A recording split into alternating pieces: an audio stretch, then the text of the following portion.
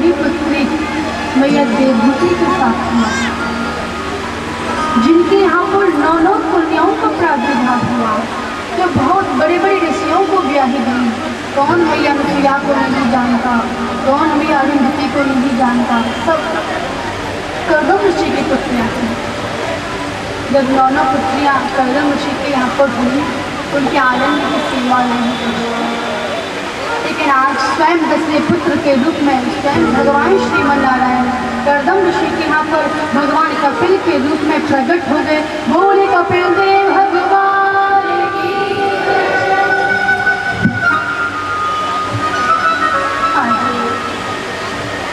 मैया देवहूति कपिल भगवान को पीताम्बरी पहनाई, वस्त्र पहनाए, गर्दनी पहनाई, माथे पर चंदन लगाया।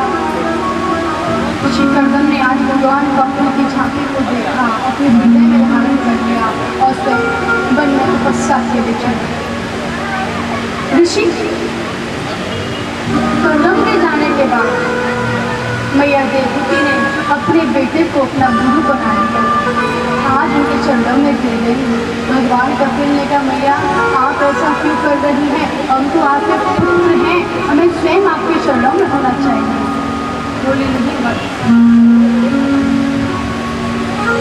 तुम तो ज्ञान में बड़े प्रवीण हो, कुछ पूछना आपसे चाहते हैं। हे गोपाल, बड़ा सुंदर प्रश्न है ये, बड़े ध्यान से सुनिएगा।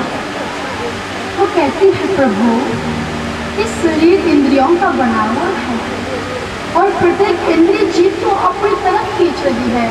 आंखें अपनी ओर खींचती हैं, जीभ अपनी ओर खींचती है, कान अपनी ओर खींचती है। प्रभु मैं क्या करूं जिस तरह इन इंद्रियों पर अपना अधिकार जमा पाऊं। दूसरी बात, प्रभु ये बंधन शरीर का होता है या मन का होता है या फिर आत्मा का होता है? ये प्रश्न कभी मेरी समझ में नहीं आया। आखिर बंधन होता है तो किसका होता है? भगवान का कहने का मैया वैसे तो आप बहुत भगवान हैं, फिर भी मैं आपके प्रश्न का उत्तर देता हूँ। यदि सबसे पहली बात इंद्रियों को अपने वश में करना है, तो आवश्यक चीज है उन्हें अपने वश में करने के लिए, वो आवश्यक चीज है संयम। संयम के द्वारा इंद्रियों को वश में किया जाता है। फिर भी इंद्रियां न माने तो क्या किया जाए कि उन इंद्रियों का मुख ठाकुर की ओर कर दिया जाए या अपने आप वश में हो जाए। यदि जीव बढ़िया भोजन मांग रही है तो दो, लेकिन पहले उसको ठाकुर के सामने भोग लगा कर दो। जब वो चीज भगवान से अपना संबंध जोड़ लेगी तो हमारा मन उस विषय में आसक्त नहीं होगा। दूसरी बात, बंधन किसका होता है? पहली बात यह है कि आत्मा का बंधन नहीं होता, आत्मा ही परमात्मा है। श्रीमद् भगवत गीता कहती है, उपदृष्टा मनता चढ़ता भोक्ता महेश्वर परमात्मेति चाप्युक्तो देहस्मिन् पुरुषः परः। इस देह में स्थित आत्मा वास्तव में परमात्मा है। आत्मा और परमात्मा कोई भिन्न भिन्न वस्तुएं नहीं है, ये दोनों एक ही है। और बंधन केवल अपने मन का होता है। और माँ, इस बंधन को तोड़ने के लिए आवश्यक है कि हम अपने मन को कृष्ण में लगाएं, गोपाल में लगाएं, मन से ठाकुर का भजन करें, तो धीरे धीरे मन हमारे वश में हो जाएगा। और मन को जीतने के लिए सबसे आवश्यक बात है कि एक आसन पर लगातार बहुत समय तक बैठने की आदत आप डालें। यदि मन को जीतना है तो पहले अपने आसन को जीतो, आसन पर बैठने की आदत डालो। धीरे धीरे अपने मन को वश में करो, जिव्या को वश में करो, धीरे धीरे सारी इंद्रियां आपके वश में हो जाएंगी।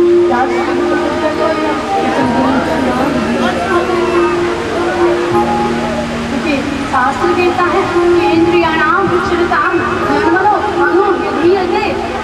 हरते प्रज्ञा वायु नाभ विभंसी, जिससे चलती हुई नाव को तेज वायु हर लेती है, बहा देती है।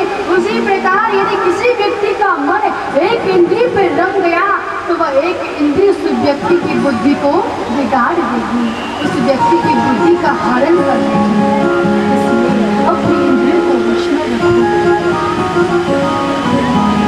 यदि आंखें किसी सुंदर चीज को देखना चाहती हैं तो सबसे पहले अपनी आंखों को श्री राधा माधव का दर्शन करा दो।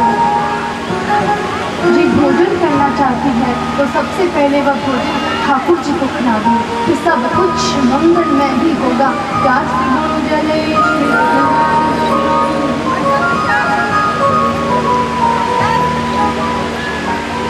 ऋषि कीर्तन की जाने के बाद इस तरह मैया देवभूति को भगवान कपिल ने ज्ञान के बारे में बताया, आत्मज्ञान की अनुभूति जागृत कराई।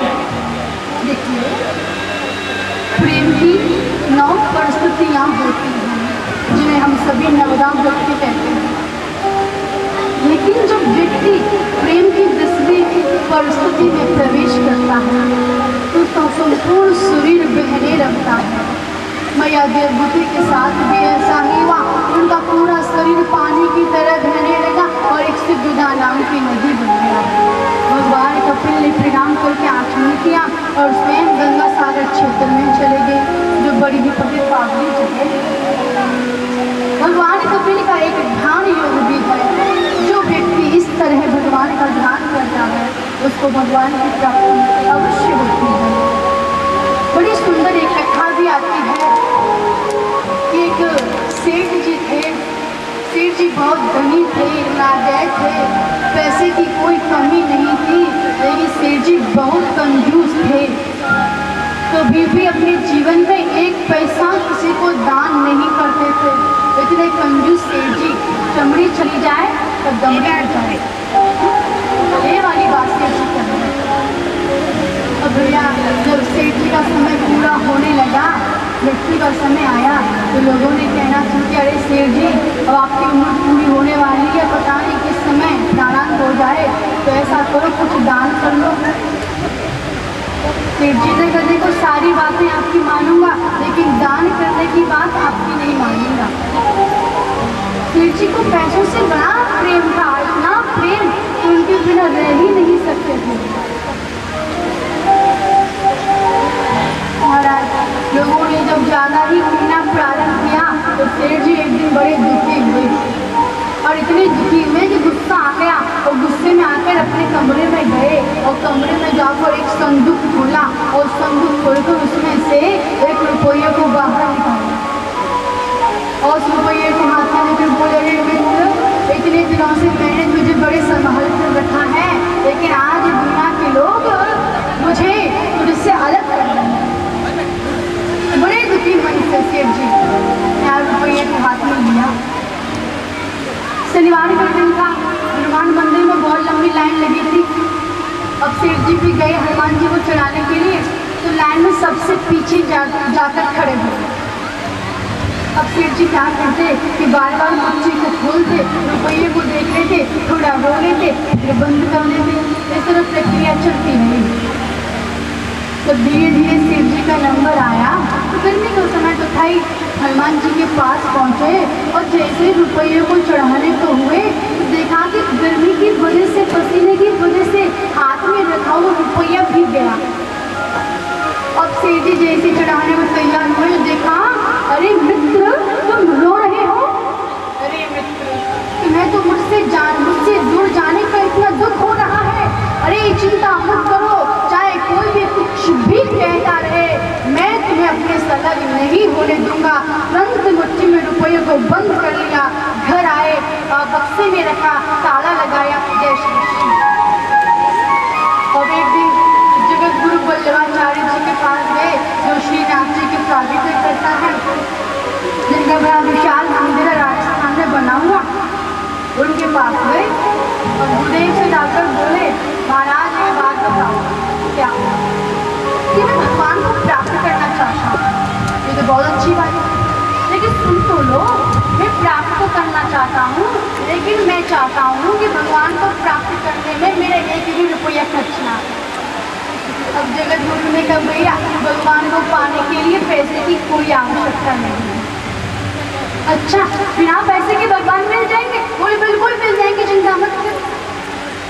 जगत गुरु ने क्या किया? जगत गुरु ने भगवान का दिल का ध्यान योग बता दिया और कहा देखो सेठ जी, सुबह सुबह जल्दी उठना, ब्रह्म मुहूर्त में उठना, आसन पर जाकर बैठ जाना और मन में भाव लाना कि मैं भगवान का भक्त हूँ, भगवान का दास हूँ। इस तरह भगवान की सेवा करना। रात में सेठ जी को नींद नहीं आई, 4 बजे ही उठ गए और आसन पर बैठ गए और मन में भाव लाने लगे, मैं तो भगवान का भक्त हूँ। भगवान को बुलाने लगे, हे गोपाल आप आ जाइए, मैं आपकी स्वागत के लिए खड़ा हूँ।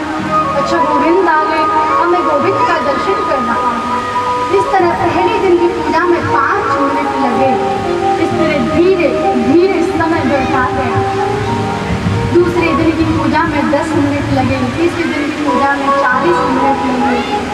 आज सेठ जी की स्थिति हो गई कि एक आसन पर लगातार सेठ जी 10-10 घंटे नित्य बैठा करते थे। ये आज सेठ जी की स्थिति हो गई। आज सेठ जी के मन में बड़ा सुंदर भाव आया। प्रातःकाल आसन पर बैठ गए, कहा मैं भगवान का शुद्ध बुद्ध भक्त हूँ, उनका दास हूँ, गोपाल को बुला रहा हूँ। प्रभु आ गए और प्रभु के चरणों का दर्शन कर रहा हूँ, प्रभु को स्नान करा रहा हूँ, प्रभु के शरीर पर चंदन का लेप लगा रहा हूँ, प्रभु को वस्त्र पहना रहा हूँ, प्रभु को माला पहना रहा हूँ, प्रभु के श्री मस्तक पर केसर का तिलक लगा रहा हूँ, प्रभु को इत्र लगा रहा हूँ। गोविंद को इत्र बहुत प्रिय होता है। आज तो गोविंद के भोग के लिए गाय का सुंदर सा दूध एक चांदी के कटोरे में लेकर आया। दूध भी आ गया। आज गोपाल के दूध में आज शक्कर डाल रहा हूँ, लेकिन एक गड़बड़ी हो गई कि आज दूध में शक्कर कुछ ज्यादा ही पड़ गई। कोई चीज वस्तु नहीं है, सिर्फ सेठ जी के मन में ये भाव आ रहे हैं, भाव की चीनी ज्यादा पड़ गई। अब सेठ जी के मन में विचार आया कि भाई दूध में चीनी तो ज्यादा पड़ गई, क्या करूँ? अरे मन बोला क्या करेगा, मैंने भी ठाकुर जी हैं, भगवान जी हैं, भगवान जी को भोग लगेगा, कोई गाली पड़ जाने दे। लेकिन एक बोला नहीं, ऐसा कर इस चीनी से तो कल 2 दिन का काम चलेगा। चीनी इतनी ज्यादा पड़ गई, इससे तो 2 दिन का काम चलेगा। इस चीनी को कटोरे से बाहर निकाल, अभी उसमें घुली नहीं होगी। अब सेठ जी दोनों अपने मनों की बातें सुन रहे हैं। एक मन कह रहा है मत निकाल, एक कह रहा तुरंत बाहर निकाल। सेठ जी बोले मेरा एक मन बड़ा बेवकूफ है, मुझे गलत सलाह दे रहा है कि चीनी को मत निकाल, लेकिन एक मन बड़ा बुद्धिमान है कि कह रहा है कि चीनी को बाहर निकाल। अब सेठ जी ने जैसे ही कटोरे में चीनी निकालने के लिए हाथ डाला तो नारायण भगवान ने हाथ पकड़ लिया और कहा सेठ जी यदि कटोरे में दूध में चीनी ज्यादा पड़ गई है तो पड़ जाने दो। अरे ये तो इसमें आपका कोई खर्चा थोड़ी हो रहा है, ये तो आपकी मानसिक चीनी है, मन की चीनी, मन का दूध, और ये मन की चीनी में भी आपको कष्ट होता है। सेठ जी बोला अरे भगवान चीनी ज्यादा डालने से आप जल्दी प्रसन्न हो जाते हो, तो पहले क्यों नहीं बताया, पहले दिन ही 1 डब्बा चीनी एक्स्ट्रा डाल देता। भगवान बोले बस बस मैं समझ गया तुम कितना डाल देते, प्यार से बोलो जल्दी। इसमें मानसिक पूजा होती है, मन की पूजा होती है।